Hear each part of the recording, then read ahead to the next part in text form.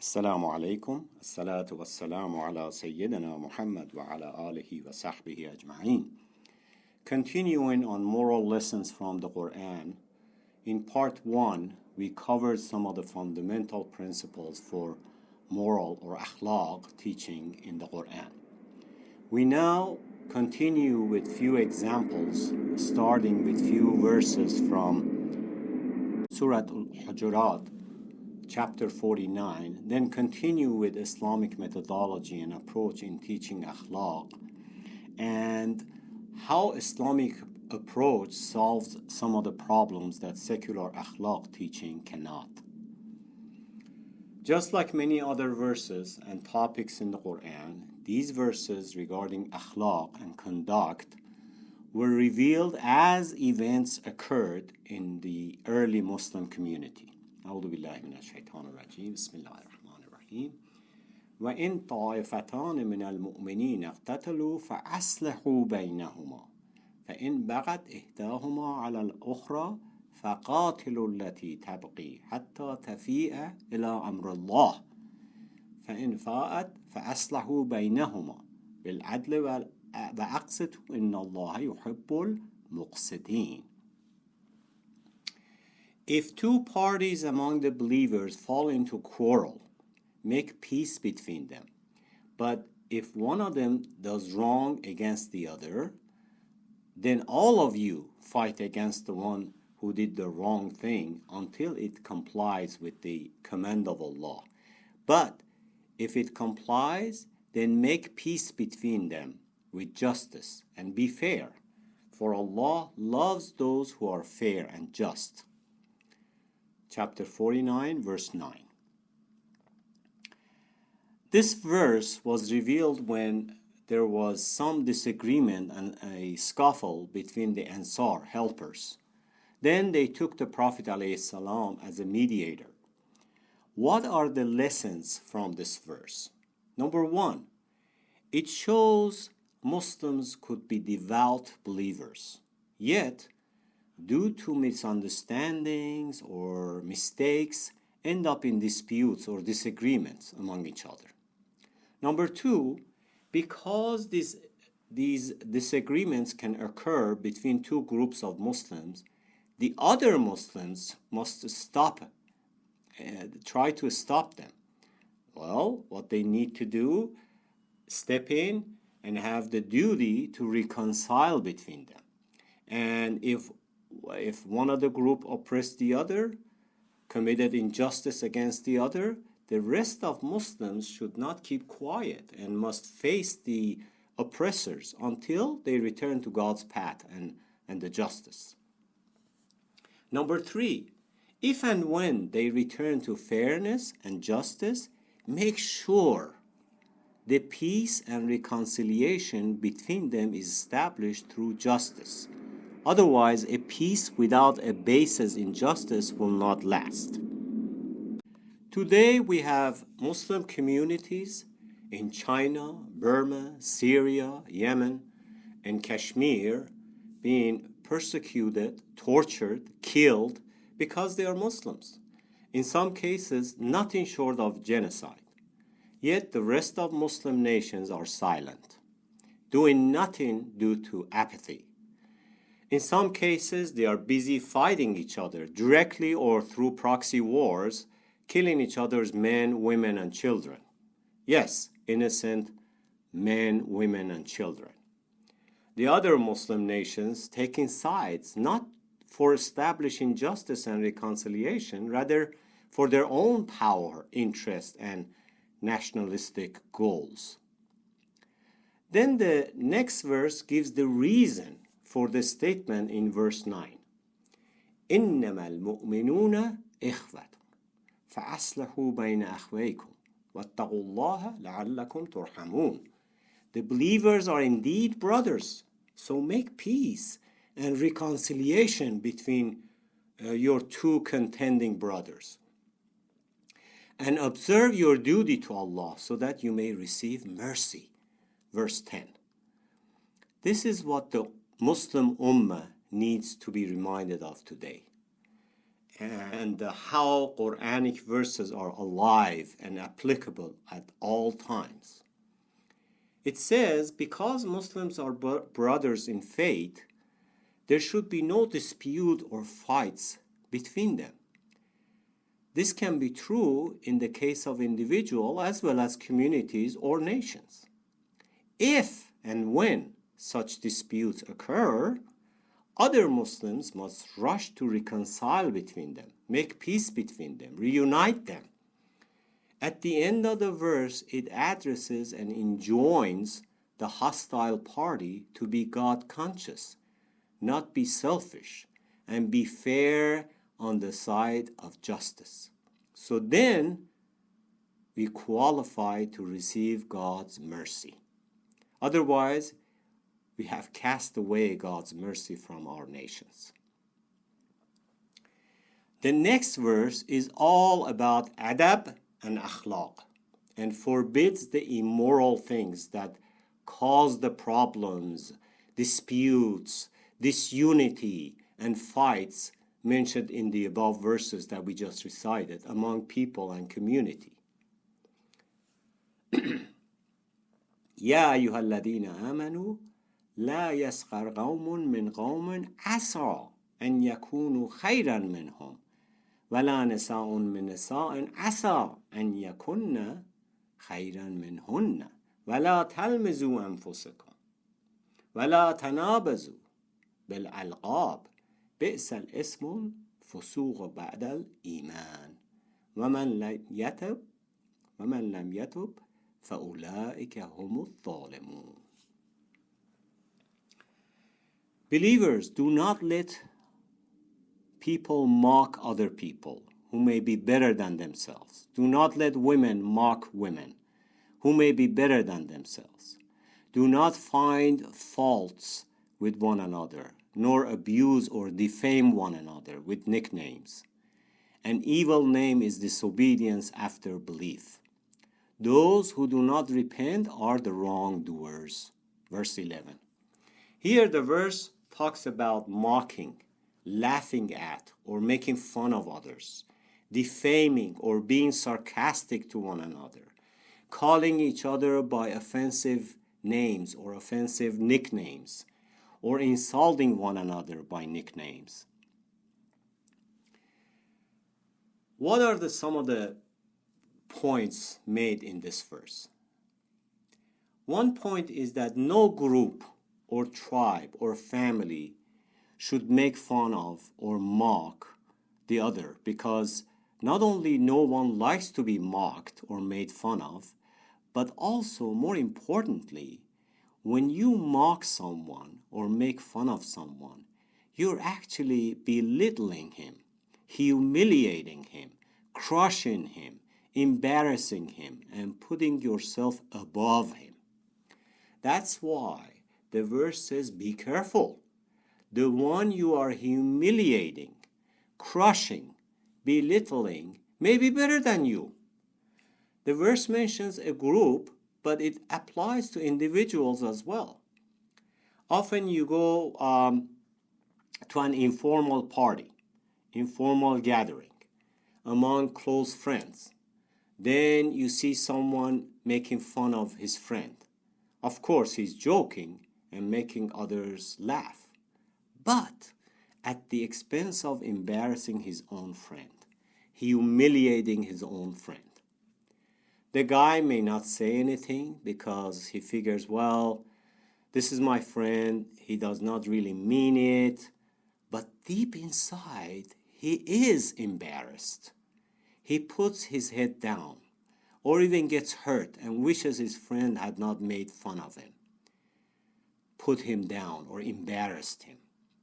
We need to be very careful and not even joke about these things, thinking it's okay, my friend does not mind, let's have some fun. Qur'an says the opposite. وَقُلْ لِعِبَادِي يَقُولُوا الَّتِي هِيَ أَحْسَنُ إِنَّ الشَّيْطَانَ يَنزَغُ بَيْنَهُمْ. Say to my servants that they should only say fine things to each other, things that are best to each other. for Shaitan does sow discord among them. Chapter 17, verse 53. It is Shaitan that puts seeds of animosity among them. When you make a joke about your friend, he might even pretend to laugh, but deep inside he will be offended, and some sort of bitterness and discord is created between you two. If you're friends, then show it with love and compliments, not sarcasm or wisecracks, defaming him, embarrassing him in the name of telling jokes. We have the story in the Qur'an when Musa alayhi salam said to his nation, Allah commands you to slaughter a cow. They replied, are you taking us in mockery? Are you making fun of us? What was Musa's reply? A'udhu billahi an akuna min al-jahilin. He said, I seek refuge in Allah from being an ignorant fool. Meaning, mockery is something an ignorant fool does. Means I'm not making fun of you. I'm serious. This is what Allah has asked me to ask you. So, I seek refuge in Him if I am making fun of you, because that's what ignorant fools do. Hence, these are important akhlaq lessons, very important life lessons we should be aware of. The other point with the verse that we just discussed, verse 11, is that the verse is first making a general statement to men and women, then makes it specific to women. And then the third point is that then the verse says, وَلَا تَلْمِزُوا. Do not try to find faults with others and call each other names. People first find faults with others, and based on that, they start name calling that person or that group. That's what happens actually with stereotypes. Qur'an says, وَيْلٌ لِكُلِّ هُمَزَةٍ لُمَزَةٍ. Woe to every slanderer and backbiter. Such methods and akhlaq does not belong to the believers. Meaning, when one enters the faith, Iman, his whole demeanor, speech, and behavior must reflect it. For example, if he has a habit of using bad words, foul words in his conversations, when he enters the faith and Iman, he is obliged to change his speech, his habit. The next verse continues with moral and akhlaq lessons. يا أيها الذين آمنوا اجتنبوا كثيرا من الظن إن بعض الظن إثم ولا تجسسوا ولا يغتب بعضكم بعضا أيحب أحدكم أن يأكل لحم أخيه ميتا فكرهتموه واتقوا الله إن الله تواب رحيم. O you who believe, avoid suspicion as much as possible, for suspicion in some cases is a sin, and do not spy on each other behind their backs. Would any of you like to eat the flesh of his dead brothers? Of course not. You would hate it. Be careful of your duty to Allah. Verse 12. The verse says, stay away from suspicions and conjectures, because many conjectures end up being bad suspicion, hence sinful. Unless proven, always give the benefit of the doubt, especially about your Muslim brother or sister who is a believer. And we even have in reports that when a Muslim sees or hears something unusual from another Muslim, he should bring all kinds of excuses for his Muslim brother or sister until proven otherwise. According to this verse, if a bad thought comes across a Muslim's mind about another Muslim, he should purge his mind from it. He should clean it up, much less bring it to his tongue. In fact, finding faults or name-calling others mentioned in verse 11 could be the product of bad suspicion or conjecture. Verse 12 then continues by saying, do not spy on each other. Do not try to dig into other person's life. Do not be nosy, whether through eavesdropping or spying around or searching or digging. Of course, the verse refers to spying in one's personal matters, personal lives. Not official work like detective work, police work, or an official appointed by the court to find out about someone's specific issue in discovering a crime or in a legal matter, or a partner trying to find out about another, or doing background check before entering into business, or in a justified war spying on the enemy. These are all excluded. The verse 12 continues with ghiba, backbiting, forbidding a Muslim from talking bad behind any other Muslim or things the other person does not want to come out. Something that if someone else said about you, you would not like it. By the way, ghiba is different than ghaiba, which is hiding or being absent. It was reported that Prophet ﷺ said, ghiba is mentioning your brother in his absence to that which he would not like. The companions asked, even though he has actually done so, or what was said is true? He replied, yes. If he had not done it, then you are actually slandering him. Then the verse compares backbiting in likeness to eating the flesh of your dead brother, which of course you don't like, but it says equally repugnant. It is that bad. How?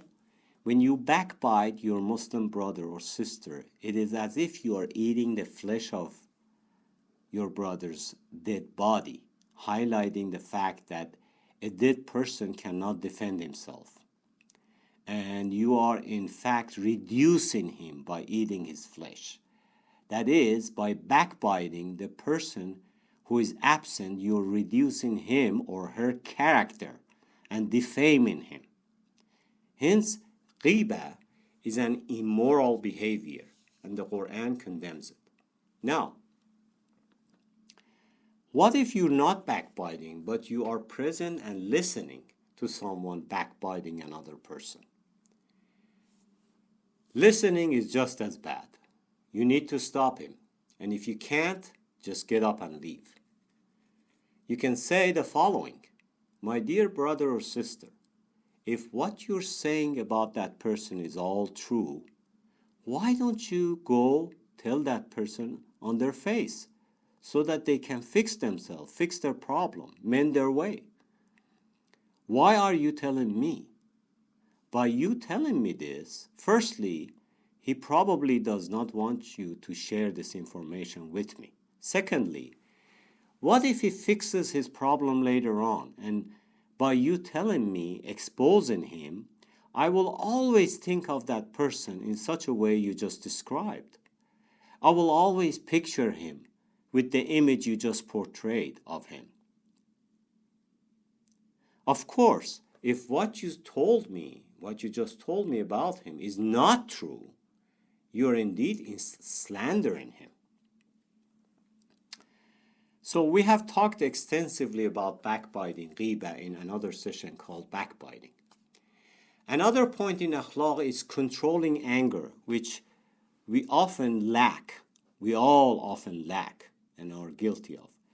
It is reported that when the Prophet ﷺ was asked to look at one of the strong men carrying heavy rocks, he said, "Do you want me to tell you who is the strong man?" They said, "Who, O Messenger of God?" Thinking the Prophet is going to introduce some guy who is going to pick up 200 pounds with a couple of fingers. He said, "The one who is angry but controls his anger for the sake of Allah. He is the hero and the strong man. In fact, one can be strong physically through strong muscles, but he is a weak man if he can't control his anger. Brother, you are the hero if you can control your anger. وَالْكَاظِمِينَ غَيْظَ وَالْعَافِينَ عَنِ النَّاسِ وَاللَّهُ يُحِبُّ الْمُحْسِنِينَ. Those who control their anger and are forgiving toward mankind, Allah loves the good doers. Chapter 3, verse 134. We have talked about anger in another session called anger management. We should just let go of old grudges, old spites, and animosities. Forgive and forget. As the Qur'an says, وَلْيَعْفُوا وَلْيَصْفَحُوا أَلَا تُحِبُّونَ أَنْ يَغْفِرَ اللَّهُ لَكُمْ. Let them forgive and overlook. Do you not wish that Allah forgives you? Chapter 24, verse 22. If you want Allah to forgive you, you must forgive others first. How long do you think we are all going to live? Look how fast the last 10, 20, or 30 years have passed. The rest is the same. Once we are at the cusp of death, we say, wow, it was like a day or two. So we should forgive while we can. One of the other points in akhlaq related to this issue is procrastination. I will do it soon. Let me just do this now. I will repent soon. I will forgive soon. I will finish the job soon. I will fix my ways soon. I will give him his rights soon. Procrastination means saying soon, soon, soon. This is nothing but deceiving yourself. Who knows if there is a tomorrow? And if there is, you and I will be around. This is one of Shaitan's traps as well, who whispers in your ear. Let's just do this now, then I can apologize later, or make it up later, catch up later. There's plenty of time for that. However, a believer is the one that وَالَّذِينَ إِذَا فَعَلُوا فَاحِشَةً أَوْ ظَلَمُوا أَنفُسَهُمْ ذَكَرُوا اللَّهَ فَاسْتَغْفِرُوا لِذُنُوبِهِمْ وَمَنْ يَغْفِرُ الذُّنُوبَ إِلَّا اللَّهُ وَلَمْ يُصِرُّوا عَلَى مَا فَعَلُوا وَهُمْ يَعْلَمُونَ. And those who, when they do evil things or wrong themselves, remember Allah and ask for forgiveness for their sins. And who can forgive sins except Allah? And those who do not persist in what they do while they know it is wrong. Chapter 3, verse 135. Repentance right away. And repentance is not just admitting and stopping. It is also giving other people's rights, if you have taken someone's right. Otherwise, your tawbah is not complete. If you say, I repent 1,000,000 times, but you have not given back to someone what is his right, your tawbah is not accepted. In any case, a believer is not a procrastinator. Soon I will do this or that. Many of the akhlaq lessons are in our essence. Many of the akhlaq lessons are already in our essence, fitra, or conscious. Like everyone knows, lying is not good. Betraying one's trust is not good. Injustice is not good. Stealing is not good. Even if he or she is not religious person or is a disbeliever, an atheist. Obviously, because these types of immorality promote corruption and destruction of the society, and anyone's aql and fitra says so. However, Islam comes in, expands on it, and puts its signature on it. What good does that do? What that means, Islam becomes a guarantor and connects these moral issues to akhirah, hereafter, and to the day of accountability, so that even if our fitra tells us it is wrong to do such and such, we still often try to justify it with our nafs, forcing our aql to justify doing it, even though we recognize it is a wrong thing to do. Because it's not just our aql, intellect. There are other forces within us, like jealousy, greed, anger, and of course shaitan, who will try to get our aql or intellect to justify wrong actions.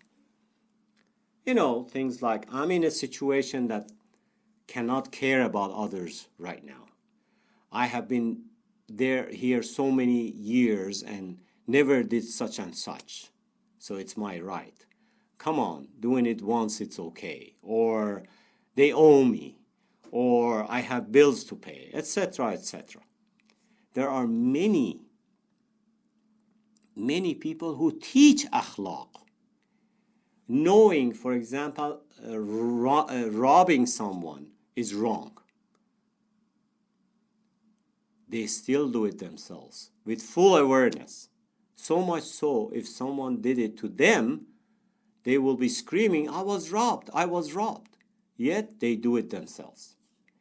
So, we cannot say, well, since everyone knows robbing, stealing is wrong thing to do, no one in the society will do it. So, just knowing is not enough. You still need a guarantor to guarantee that it will not happen. Deen and Iman come in and say, no, you cannot do it. Sooner or later, you will suffer the consequence of your action. And even if you get away with it in this life, you will be held responsible in hereafter. This way, Deen guarantees that our aql, our intellect, will not be swayed to justify doing the wrong thing. Our Iman then takes over and says, no, I'm not willing to sell out my akhirah to this short-lived pleasure, short-lived gain. Of course. Then there are rulings in Deen that consider certain things immoral, which may not be immoral in secular akhlaq, like running around half naked in public, or sexual relations outside marriage. Islam disapproves these because they promote indecency and shamelessness. They bring about moral decay and sexual crimes within the society. But secular akhlaq okays it. Another aspect of secular morality and secular akhlaq, as we discussed in part 1, is because it is based on purely harm and benefit. It does not consider. In fact, it misses altogether things like sacrifice, which is something that has no immediate benefit or no apparent benefit, hence no value in secular akhlaq, especially for those who are materialistic and have no belief whatsoever.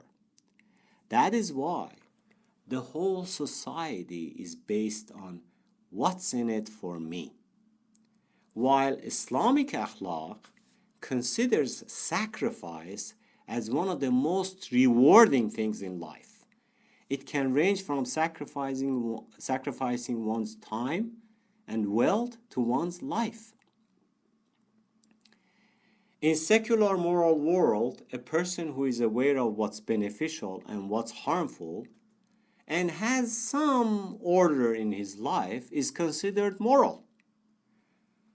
In the Qur'an, akhlaq is based on sacrifice and benevolence, meaning Islamic akhlaq considers humanity and spirituality above and beyond the material interests. So a believer with Islamic akhlaq and behavior considers many things, weighs many things in the scale before he or she does something. Many things to him may be immoral, yet moral to an unbeliever. A secular physicist who has deep knowledge about atomic material, its science, its math, and its property, does know a lot more about the subject than you and I, yet still proceeds to build an atomic bomb, just as it's been done before and used in the past. Were these people crazy? Were they insane? No. They were some of the smartest mathematicians and scientists ever known, and they knew exactly what they were doing. There is the difference. It is true that the Qur'an says, وَيَجْعَلُ الرِّجْسَ عَلَى الَّذِينَ لَا يَعْقِلُونَ, and he will place doubt or obscurity on those who will not understand, who will not use their mind. Chapter 10, verse 100. But this verse is for those who do not use their mind to understand the deen. Because in Surah Al-An'am says the same thing, except instead of la ya'qalun, it says la yu'minun. Same thing, except instead of la ya'qalun, it says la yu'minun. So we have to combine both verses for full explanation.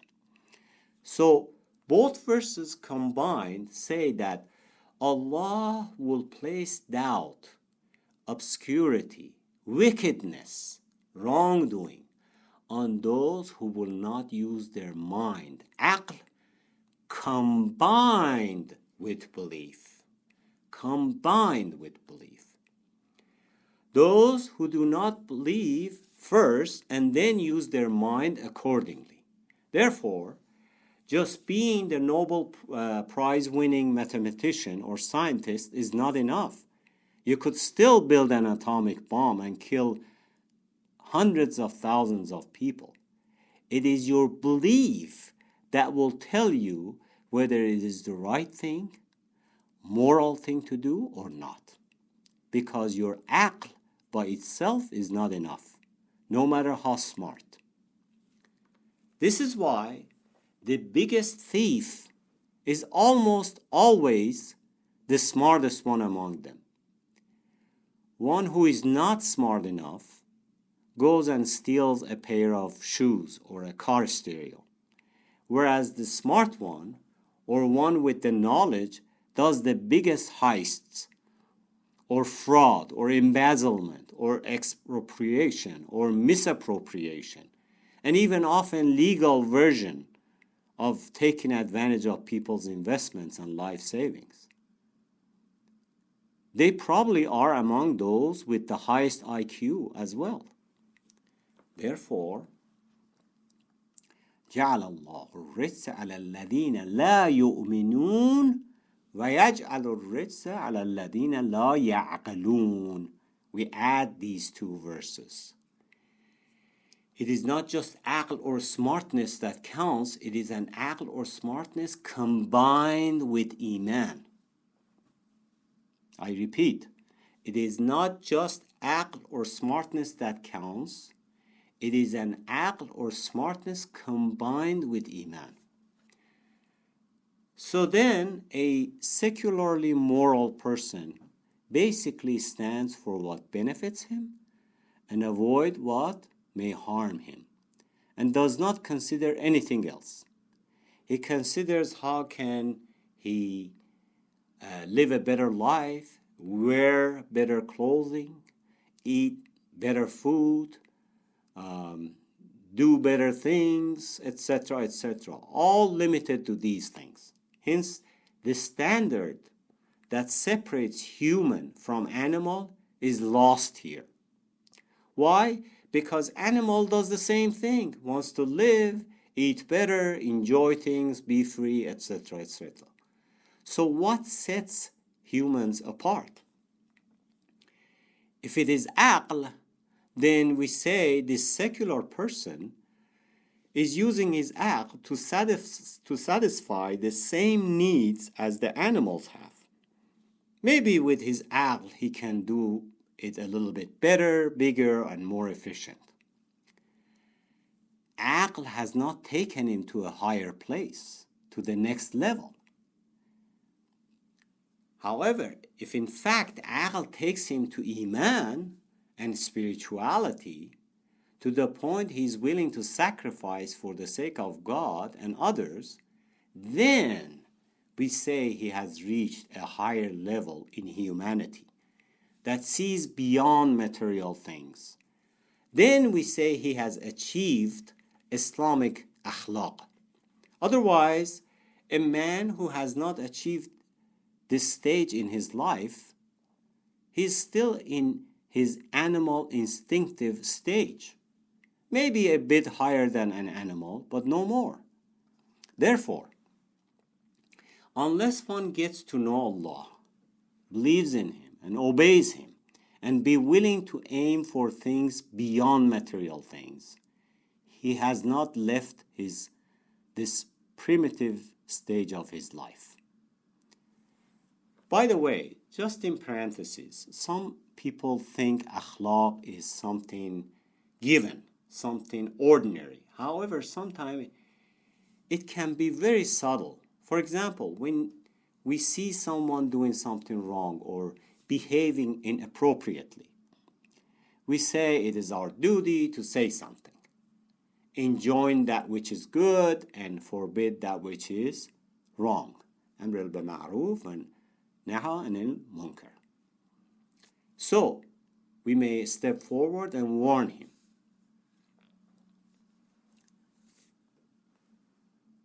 He may actually become apprehensive and turn away.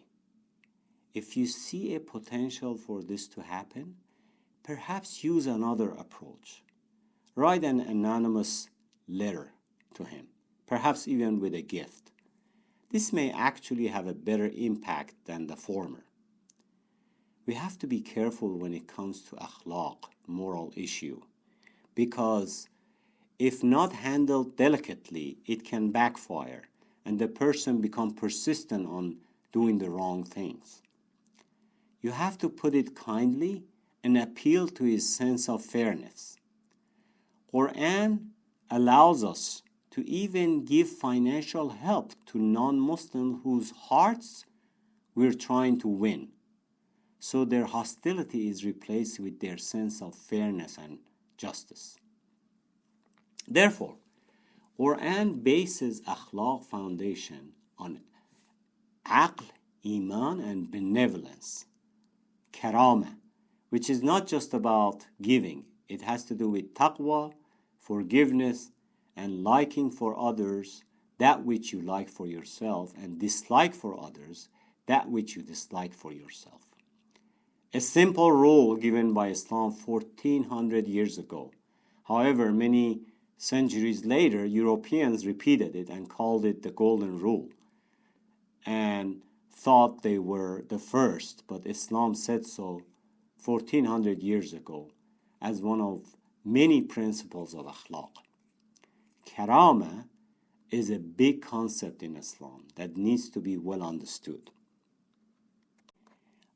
Another peak of akhlaq in Islam is when we reach a point that we avoid forbidden things, not just because we fear Allah's punishment, but go beyond this point to another peak where we avoid what's forbidden because we abhor it, because we hate it, because we see its ugliness and evil, hence want to avoid it like a plague.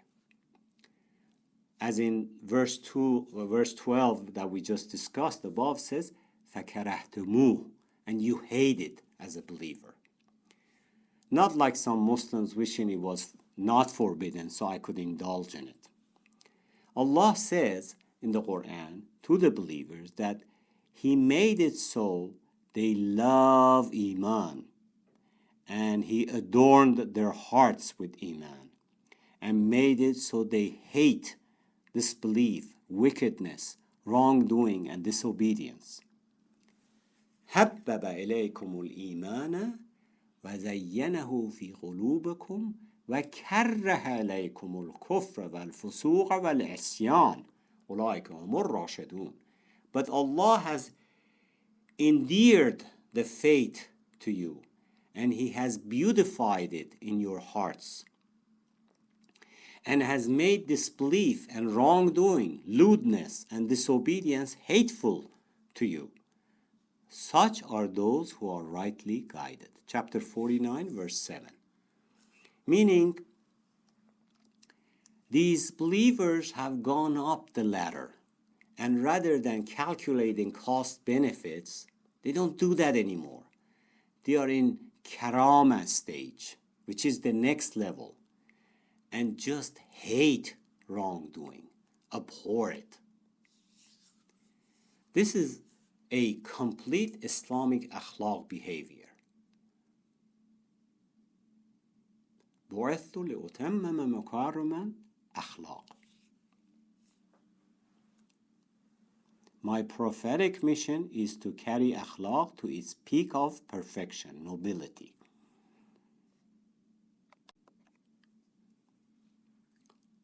Of course, Iman and akhlaq have steps as well. The one who has to keep, trying and has to keep going up the ladder of akhlaq. So for us believers, divine akhlaq and iman go together, hand in hand. And we do not subscribe to the notion that pure and complete akhlaq can exist without religion. We, the faithful, believe that secular akhlaq's basis can change from day to day, whereas the Islamic akhlaq, or the akhlaq given by divine, is a constant. Hence, because of the reasons we have described earlier, we do not subscribe to the idea of people like Richard Dawkins, who is an atheist, who says that pure and complete akhlaq can be discovered without religion. A believer can go beyond the harm and benefit analysis and do the right thing, as we mentioned in the above verse, and not just avoid the wrong thing due to God's punishment, but actually hate it. An atheist doesn't have this option. Of course, people like Richard Dawkins or Immanuel Kant claim that religious people do the right thing and avoid the wrong thing because they fear God's punishment. However, they should avoid doing the wrong thing on their own, without fear, or do good things without considering the benefits.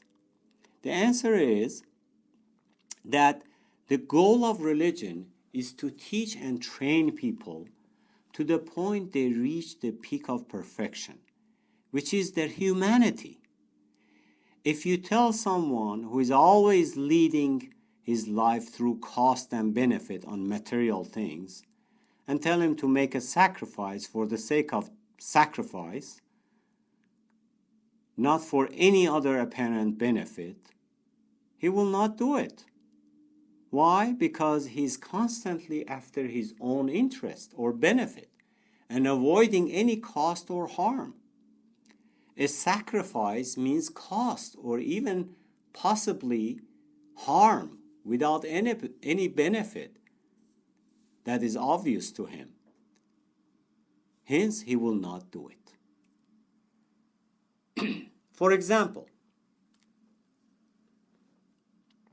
forgiving for the sake of forgiveness, not for any recognition from that person or the public, so they do something for you. No, just forgive for the sake of forgiveness.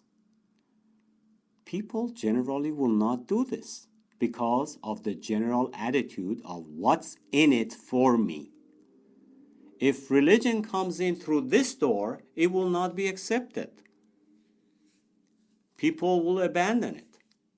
However, if the religion comes in and says, no, you do the right thing, you forgive, or you give, and you will be rewarded by God. And of course, if you do the wrong thing, you will be held responsible for it and will be punished. Under these conditions, people will accept, because as they do the right thing, as they make the sacrifice, they get to enjoy it knowing God will reward them. And people also benefit from their actions. Then eventually get to the point of spirituality that they do things purely for the sake of God and avoid the wrong things because they learn to hate them. Because they learn to hate them. As the above verse said, but Allah has endeared the faith to you and has beautified it in your heart, and has made disbelief and wrongdoing, lewdness, and disobedience hateful to you. Such are those who are rightly guided. Chapter 49, verse 7. This verse is indeed what Immanuel Kant was after. In any case, religion, especially Islam, is a school of tarbiyah. In this case, school of akhlaq that wants to train people, build people, not just some school of thought or philosophy. Philosophy gives its opinion and moves on. Some people accept and some don't. But religion, especially Islam, wants to يُزَكِّيهِمْ وَيُعَلِّمُهُمُ الْكِتَابَ وَالْحِكْمَةِ, purify them and teach them the book and the wisdom. Hence, it first interests people in God's rewards. And once they do the right thing and do good, they start liking it and get to the point they will do it in order to please God and enjoy and do what benefits themselves and others, which could be in the form of sacrifice. We call a person immoral because he knows what he's doing is wrong. If he does not know, he's not immoral. He's just ignorant and needs to be educated. Then, why does a person still do wrong things, even though he knows it? Maybe we can clarify through an example. One obvious example is that everyone knows stealing is wrong. Even a thief does not like it when someone steals from him. Yet, we have people all over the world stealing. If secular akhlaq could handle this problem, then we would not have any thieves. This shows people do abandon their intellect, aql, and their conscience, and continue doing the wrong things because, as we said, there are other forces that influence man's behavior. Things like jealousy, selfishness, greed, hunger for power, for fame, competition, etc., etc. In other words, humans possess good attributes, sifat, as well as bad attributes. Often, the bad attributes overcome the good attributes. So, how does a person suppress the bad habits and bad attributes? He needs something above and beyond what's inside him and his conscience. Religion, if taught and understood correctly, can stop it, because it appeals to one's conscience. It teaches people to be responsible before God. One might say, well, law can teach responsibility. Why do I need to be responsible before God? I can be responsible before law, and that's what law is for. Yes, law does teach responsibility, but on what is apparent, what's in open, something that can be seen and proven, not on hidden acts, things that are done in secret. Otherwise, why do we have all the stealings in the world? Because they are done in secret. No one can see them, including the law. No one steals out in the open. However, when one feels responsible before God, the Creator, who is present in open and secret and sees everything, knows everything, makes it so I must feel responsible before Him in open or secret, apparent or hidden. Islam can treat such wrong conducts in a society if its teaching in akhlaq are taught properly by building on the individual's iman and faith in God first and foremost, then concept of responsibility before God, because just believing in God is not enough. One must feel responsible before Him. Then the akhlaq teachings. Done in this way correctly, even a professional thief can be purified, rehabilitated, and guided, so he not only would never do such a forbidden act again under the banner of belief and iman, but also become a righteous person, as we have seen in many examples throughout Islamic history. One might ask, what about people who are religious and still do wrong things? That is true. We do have so-called religious people who steal and cheat, etc. But this is not a reflection on the religion, or we should say, not a reflection on Islam itself. Rather, how it is understood and practiced, how devout a person is to his faith.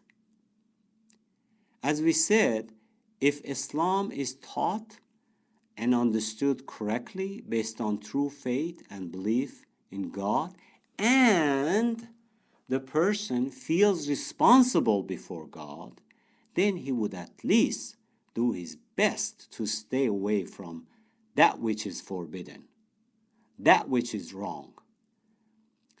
This is another topic in Iman which should be discussed separately. In conclusion, there are differences in many aspects between the secular moral akhlaq teachings and Islamic akhlaq teachings. We covered these differences along with Islamic methodology and approach in dealing with moral issues. We also gave several examples throughout parts 1 and 2.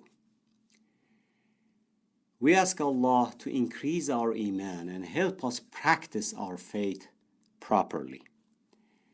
We ask Allah to help us reach that peak of akhlaq He intended for us to have. We ask Allah to help us get to the point where whatever we do is to please Him and gain His acceptance. Bismillah ar-Rahman ar-Rahim. Wal asri inna al-insana lafi khusr. إلا الذين آمنوا وعملوا الصالحات وتواصوا بالحق وتواصوا بالصبر. السلام عليكم.